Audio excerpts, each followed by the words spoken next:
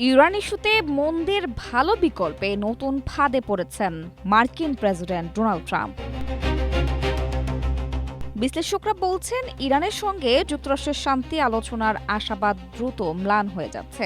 ওয়াশিংটনের অনড় অবস্থান এবং সমঝোতার দায় চাপানোর কারণে এই অচলাবস্থার সৃষ্টি হয়েছে, যা ইরানের জন্য নতুন ফাঁদ সৃষ্টি করছে।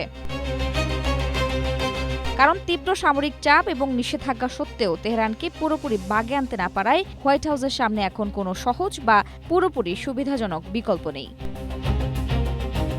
তেহরানের পারমাণবিক কর্মসূচি পুরোপুরি বন্ধ করতে অস্বীকৃতি, অর্থনৈতিক নিষেধাজ্ঞা প্রত্যাহার এবং হরমুজ প্রণালীতে নিজেদের প্রভাবের স্বীকৃতির দাবিকে ট্রাম্প আবর্জনা বলে প্রত্যাখ্যান করলেও তার সামনে বিকল্প কোনো কার্যকর সমাধান নেই বলে মনে করছেন বিশ্লেষকরা। স্ট্রবেরি সুপার ডটেড ও ক্লাসিক ভ্যারিয়েন্টে সেনসেশন জাগুক শিহরণ। এদিকে ইসরায়েলের সহায়তায় ইরানের পারমাণবিক স্থাপনায় বোমা হামলা সত্ত্বেও দেশটির ক্ষেপণাস্ত্র সক্ষমতা ও প্রক্সি নেটওয়ার্ক অক্ষত রয়েছে। শুধু তাই নয়, টানা কয়েক সপ্তাহ ইরানের বিমান ও বোমা হামলার কারণে মার্কিন সামরিক বাহিনীর গোলাবারুদের মজুতও আশঙ্কাজনকভাবে কমে গেছে। এজন্য হরমুজ প্রণালীতে জাহাজ চলাচল স্বাভাবিক করতে প্রজেক্ট ফ্রিডম ঘোষণা করার পর ইরানের পাল্টা ড্রোন ও ক্ষেপণাস্ত্র হামলার মুখে মাত্র ২৪ ঘণ্টার মধ্যেই তা স্থগিত করতে বাধ্য হন ট্রাম্প।